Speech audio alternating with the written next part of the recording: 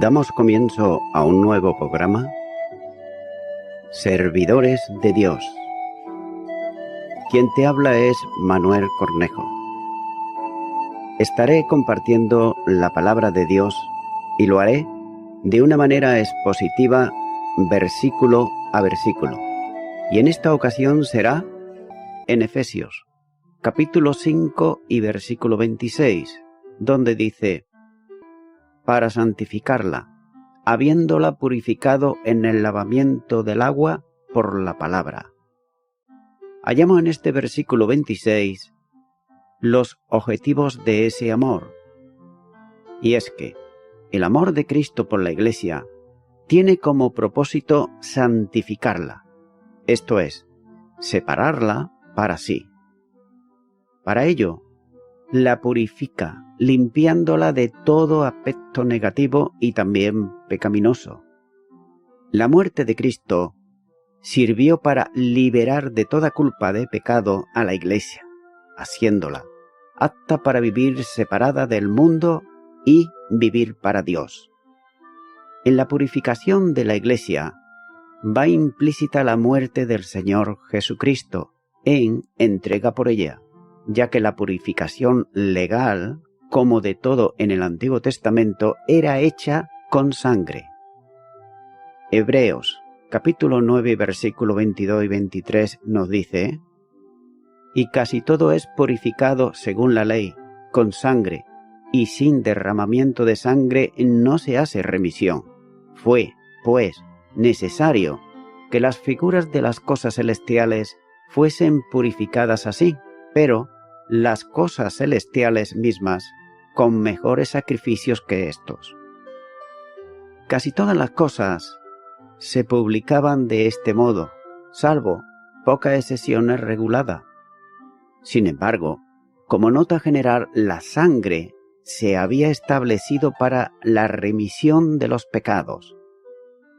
Como dice en el Antiguo Testamento, en Levítico, capítulo 17 y versículo 11. Porque la vida de la carne en la sangre está, y yo os la he dado para hacer expiación sobre el altar, por vuestras almas, y la misma sangre hará expiación de la persona. De manera que la sangre se consideraba como sede de la vida, de modo que el derramamiento de la sangre era como la destrucción de una vida, que es el modo de cancelar la demanda penal por el pecado y el juicio que merece la ofensa contra Dios, que siempre alcanza una gravedad infinita. No quedaba tan solo en el simbolismo levítico, sino destruir la vida de un animal, como representación vicaria de la vida del pecador. Y esa es la razón por la que se enuncia como principio fundamental que, sin derramamiento de sangre, no se hace remisión. Por el hilo conductor de la argumentación, el escritor debía tener en mente la acción santificadora del sacrificio de Cristo, representada en figura por la purificación con sangre en el Antiguo Testamento. Como aplicación general de esta enseñanza, la paga del pecado es la muerte, como dice en el Nuevo Testamento, en la Epístola a los Romanos capítulo 6 y versículo 23. Jesús, el sumo sacerdote, identificado plenamente con el hombre, tomó su lugar y dio su vida, vertiendo su sangre y haciéndolo de una vez y para siempre, expiación por el pecado, ya que sin el derramamiento de la sangre de Cristo no hay remisión en el Nuevo Testamento, ni la hubo tampoco por el pacto antiguo. De ahí que el principio mencionado en el versículo es universalmente válido para todos los casos. Por esta razón, Jesucristo es hecho por nosotros, como nos dice en la primera carta a los Corintios capítulo 1 y versículo 30. Mas por él estáis vosotros en Cristo Jesús, el cual nos ha sido hecho por Dios sabiduría, justificación, santificación y redención. Es más, las cosas celestiales que fueron purificadas con sangre, como dice Hebreos, capítulo 9, versículo 23. Fue pues necesario que las figuras de las cosas celestiales fuesen purificadas así, pero las cosas celestiales mismas con mejores sacrificios que estos. Pudiera muy bien referirse al mismo pueblo de Dios, la esposa de Cristo, su iglesia, que ha sido purificada para ser el santuario de Dios. Tendría que ver entonces con las conciencias que quedan purificadas, como ya apuntó en este mismo contexto en el versículo 14. Esto sería una aplicación a quienes son ahora el santuario de Dios, su morada en el Espíritu, como nos dice en Efesios capítulo 2, versículos 20 al 22. Edificados sobre el fundamento de los apóstoles y profetas, siendo la principal piedra de ángulo Jesucristo mismo, en quien todo edificio, bien coordinado, va creciendo para ser un templo santo en el Señor, en quien vosotros también sois juntamente edificados para morada de Dios en el Espíritu. Es también el mismo pensamiento de la enseñanza del apóstol Pedro, coincidiendo también con la aplicación, cuando dice, en su primera carta de Pedro, capítulo 2 y versículo 5, vosotros también, como piedras vivas, sed edificados como casa espiritual y sacerdocio santo, para ofrecer sacrificios espirituales aceptables a Dios por medio de Jesucristo. Estos, para ser morada de Dios, tuvieron que ser rociados en el sentido de aplicación con la sangre de Cristo, como dice también la primera carta de Pedro, capítulo 1 y versículo 2. Elegidos según la presciencia de Dios Padre, en santificación del Espíritu, para obedecer y ser rociados con la sangre de Jesucristo. Gracia y paz os sean multiplicadas. El ser dotados de una nueva naturaleza son un pueblo de condición celestial, tanto en cuanto a su ciudadanía, como nos dice esta carta de Efesios capítulo 3 versículos 20 y 21, donde dice, y a aquel que es poderoso para hacer todas las cosas mucho más abundantemente de lo que le pedimos o entendemos, según el poder que actúa en nosotros. A él sea gloria en la Iglesia en Cristo Jesús, por todas las edades, por los siglos de los siglos. Amén. Y no solamente esto, sino también en cuanto a su posición, como también dice esta carta de los Efesios, capítulo 2 y versículo 6. Y juntamente con él nos resucitó, y asimismo nos hizo sentar en los lugares celestiales con Cristo Jesús. El sentido de purificación de los creyentes y el sentido de inauguración del santuario celestial pueden estar presentes y ser una correcta interpretación del pensamiento del escritor en relación con este asunto. Con todo, la idea de interpretar todo esto en relación con la Iglesia como morada de Dios en espíritu no está en el contexto próximo e incluso en el general de la epístola a los Hebreos. Pero es cierto que se invita en ella a los creyentes a acercarse al trono de la gracia, como dice Hebreos capítulo 10 y versículo 22. Acerquémonos con corazón sincero, en plena certidumbre de fe, purificados los corazones de mala conciencia y lavados los cuerpos con agua pura. Pero hay que tener siempre bien en cuenta que esa es una bendición consecuente de la obra de Cristo. En el contexto general de la argumentación, no está refiriéndose tanto a la Iglesia como al sacerdocio de Jesucristo. Por tanto, siguiendo la argumentación general, como el santuario terrenal, fue inaugurado previo un ministerio de purificación, tal de los objetos de culto y de mismo santuario, así como los sacerdotes que ministraban en él, teniendo en cuenta que un sacrificio fue necesario para autentificar y poner en vigencia el pacto, así también en el nuevo pacto.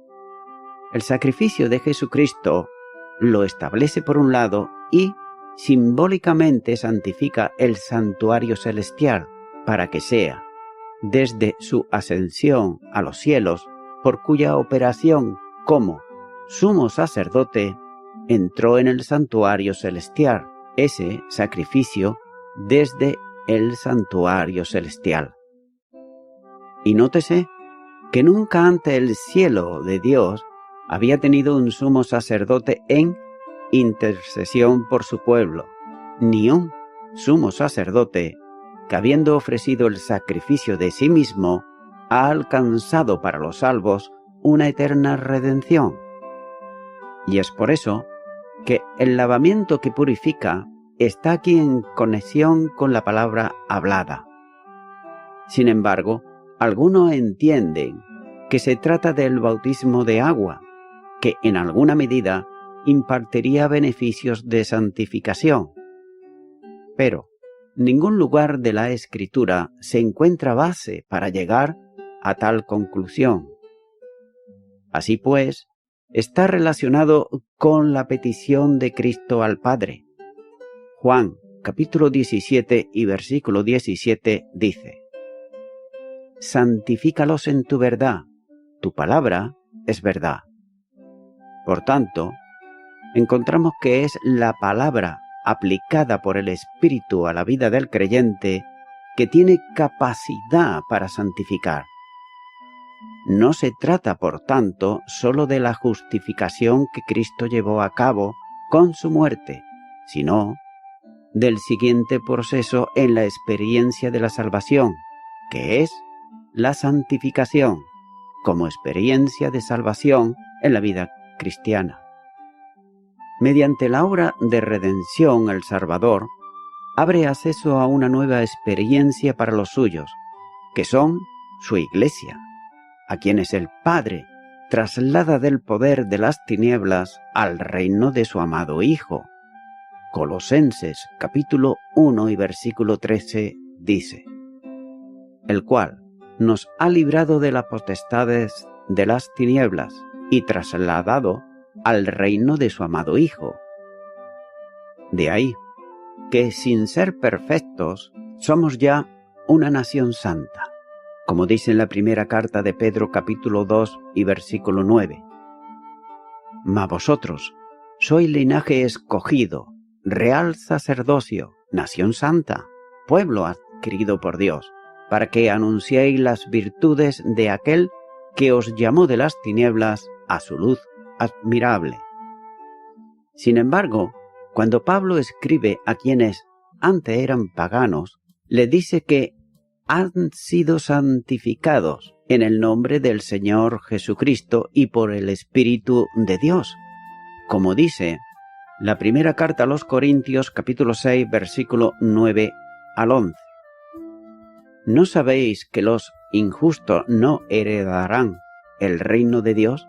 No erréis, ni los fornicarios, ni los idólatras, ni los adúlteros, ni los afeminados, ni los que se echan con varones, ni los ladrones, ni los ávaros, ni los borrachos, ni los maldicientes, ni los estafadores heredarán el reino de Dios.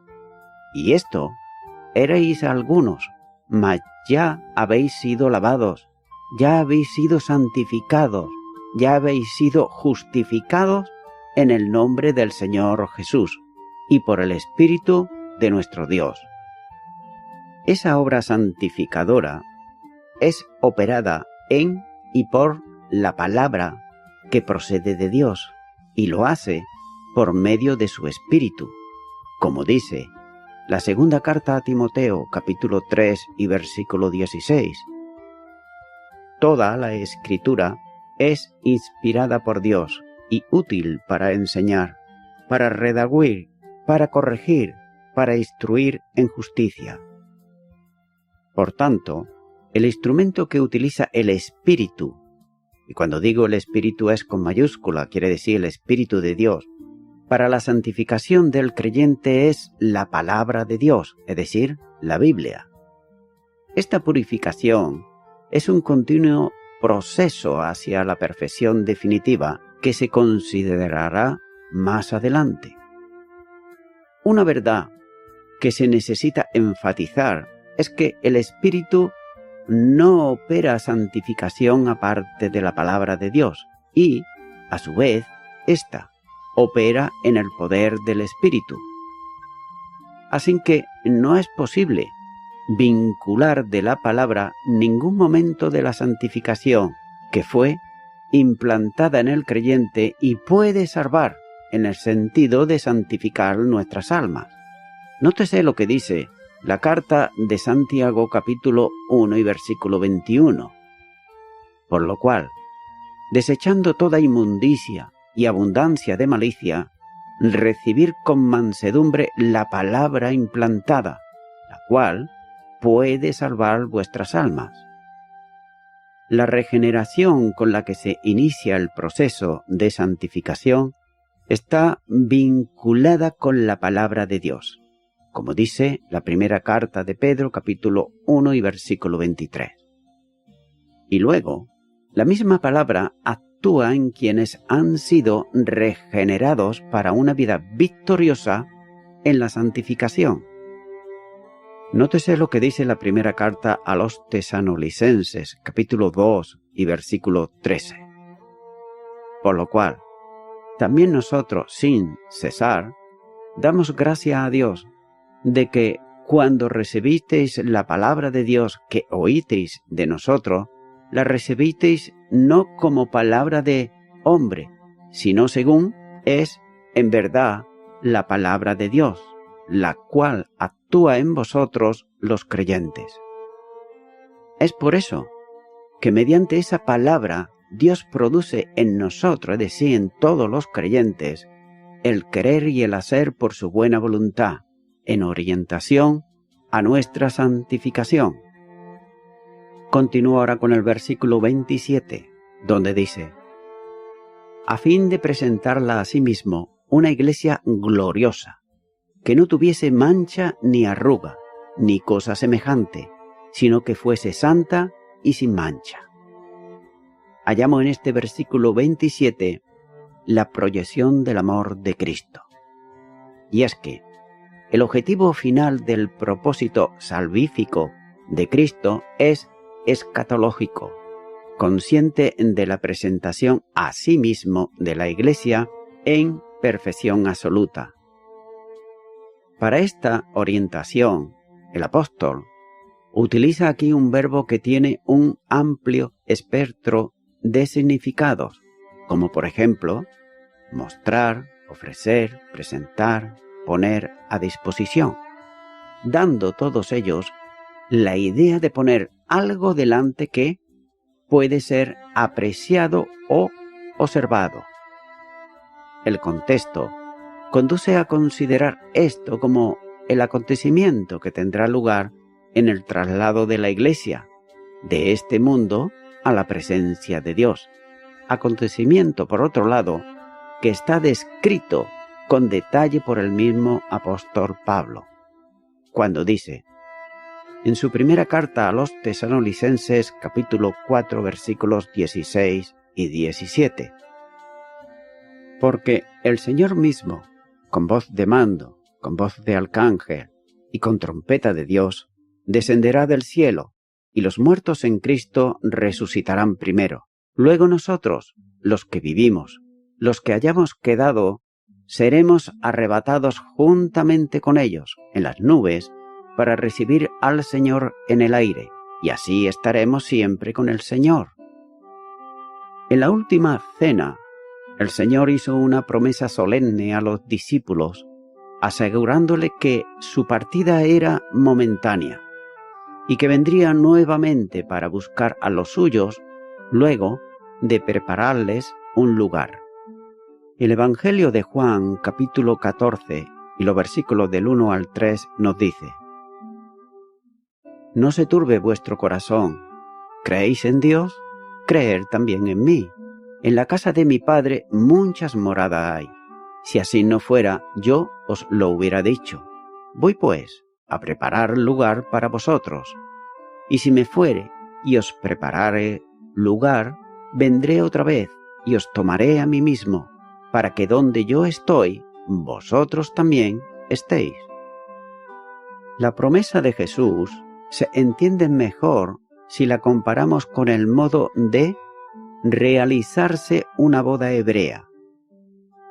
Nótese que, en aquellos tiempos, el novio no era el que buscaba a la novia, sino que era el padre del novio quien lo hacía.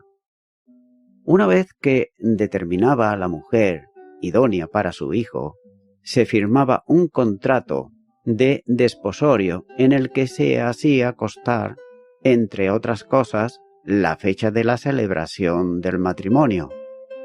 Luego, la novia quedaba bajo custodia en la casa de su padre, y el novio dedicaba el tiempo de los desposorios para preparar la casa para la novia.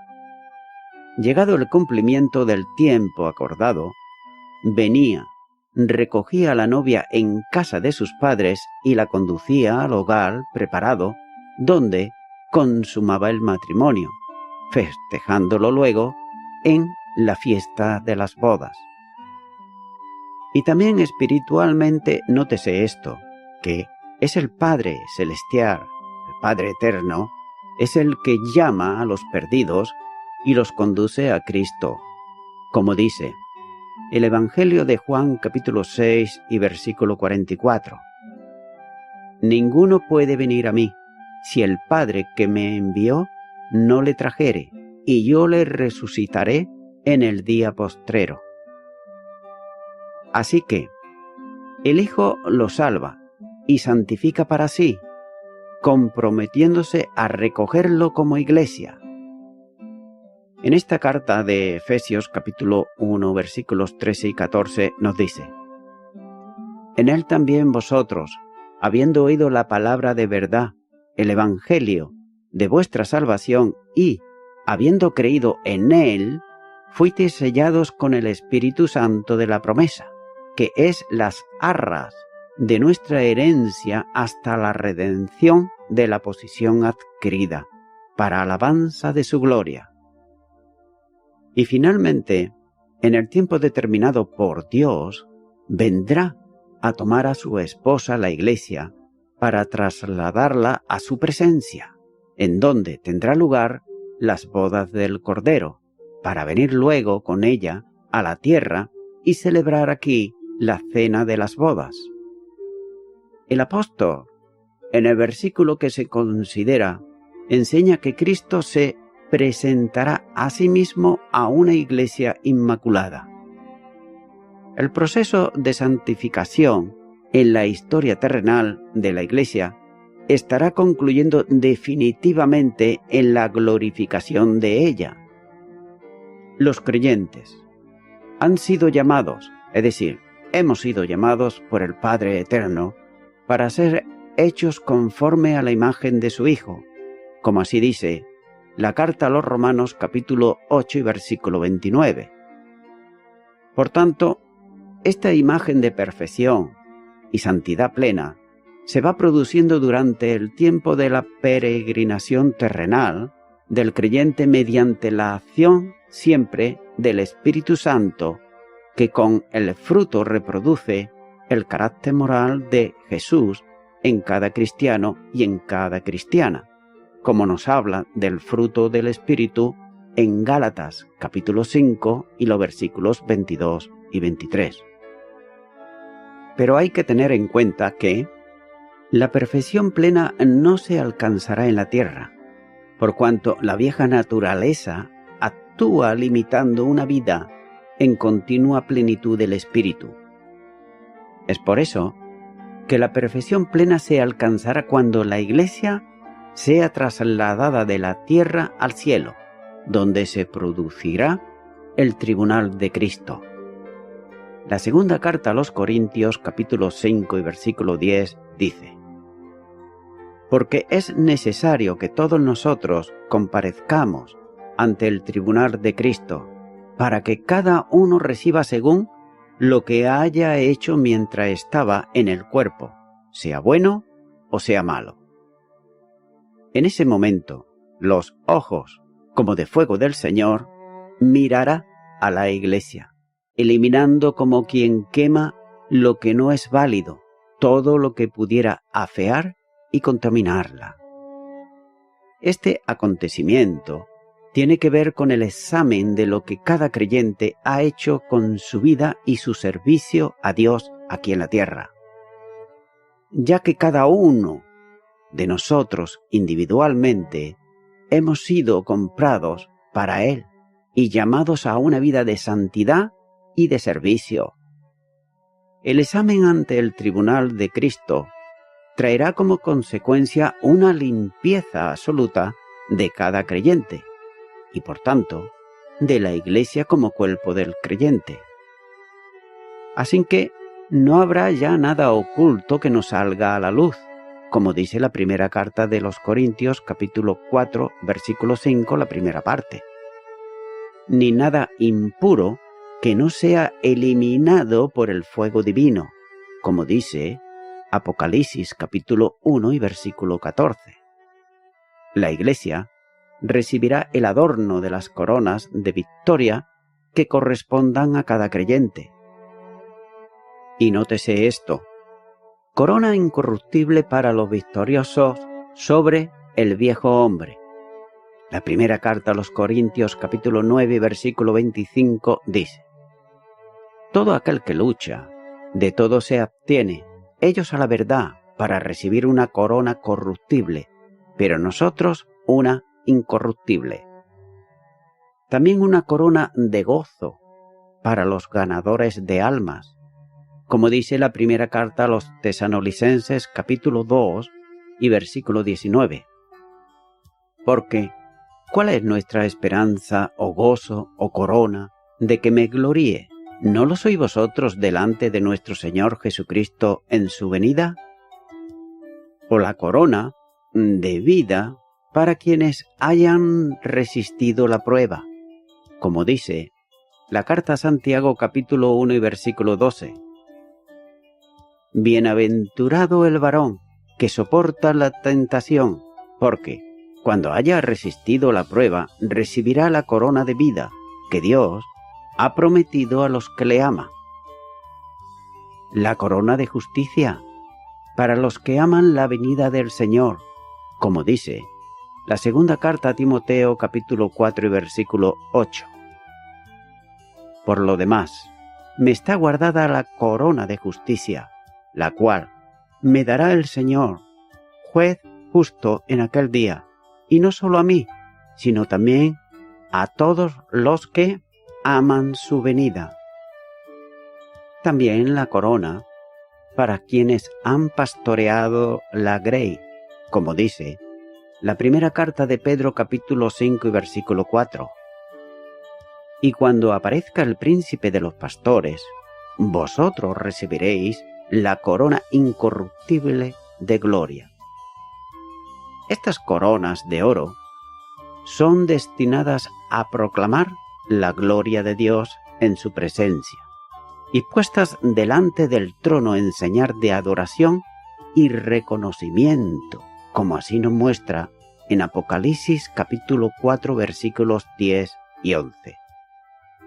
Todos estos aspectos describen la santidad y la condición inmaculada de la Iglesia en el tiempo venidero. Cristo se entregó por la Iglesia y lo hizo para presentarla a sí mismo perfecta y gloriosa. La Iglesia combina aquí un proceso de santificación. La santidad de vida no es algo optativo para los creyentes, sino la expresión visible de la esperanza en el encuentro con el Señor Jesucristo. Por tanto, no debemos de olvidar que el propósito de salvación tiene que ver con la presentación a sí mismo de una Iglesia santa. La condición gloriosa de la Iglesia tiene que ver fundamentalmente en que en ella no habrá ni mancha, ni arruga, ni cosa semejante. El examen más cuidadoso no será capaz de detectar ninguna imperfección ni ninguna impureza en la Iglesia del Señor Jesús.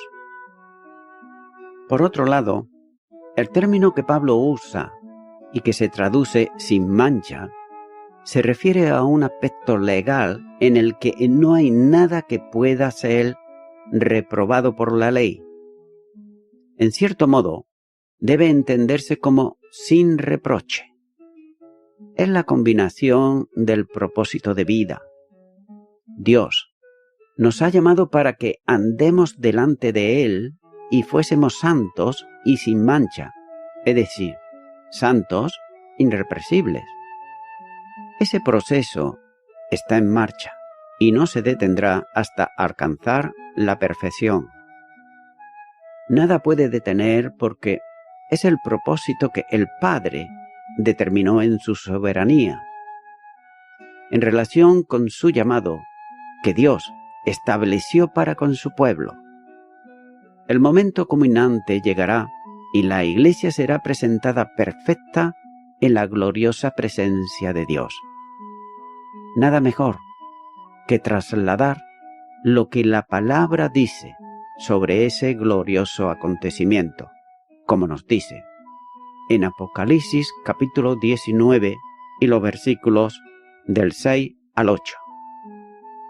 Y oí como la voz de una gran multitud, como el estruendo de muchas aguas, y como la voz de grandes truenos que decían: ¡Aleluya! Porque el Señor nuestro Dios Todopoderoso reina. Gocémonos y alegrémonos y démosles gloria, porque han llegado las bodas del Cordero y su esposa se ha preparado, y ella se le ha concedido que se vista de lino fino, limpio y resplandeciente, porque el lino fino es las acciones justas de los santos. Y voy concluyendo ya con esto. Estimado y estimada oyente, de siempre, de toda la vida se puede decir que el hombre y la mujer han tratado de presentarse a los demás como personas decentes, honestas, limpias de toda injusticia y un largo etcétera. Es decir, como unas personas respetuosas y dignas de que se puedan confiar en ellas. Pero mira lo que dice la palabra de Dios, que anteriormente ya la he leído, pero voy a volver a hacerlo.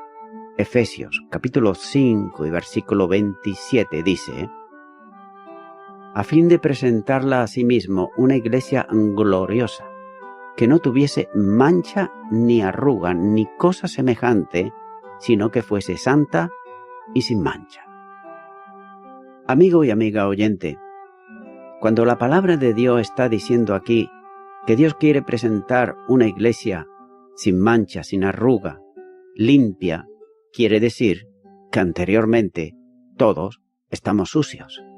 Todos estamos, se puede decir, con cosas ocultas. Por eso, las personas, a nosotros mismos, nos vamos a ver siempre como personas honestas y además hasta buenas. Pero nos estamos mirando a nosotros mismos. Pero, ¿te has parado por casualidad alguna vez en pensar cómo te ve a ti Dios? El pecado hace que Dios nos vea sucios. Y esa suciedad solamente puede ser limpiada por la sangre que el Señor Jesús derramó en la cruz del Calvario al favor del pecador y la pecadora arrepentido y arrepentida.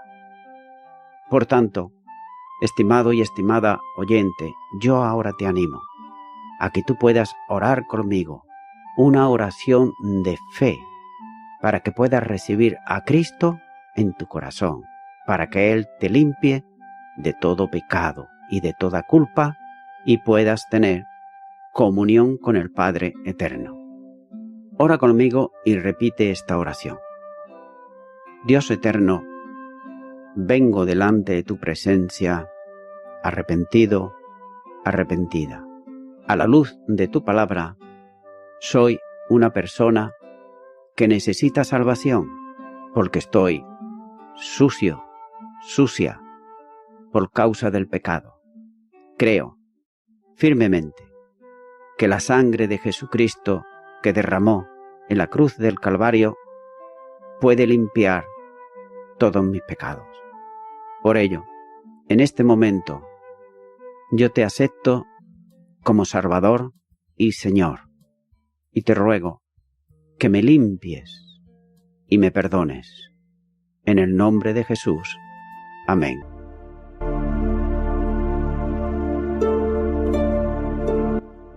Amigo y amiga oyente, si tú has hecho esta oración de corazón, te recomiendo que comiences a orar a Dios, en primer lugar, en el nombre del Señor Jesucristo.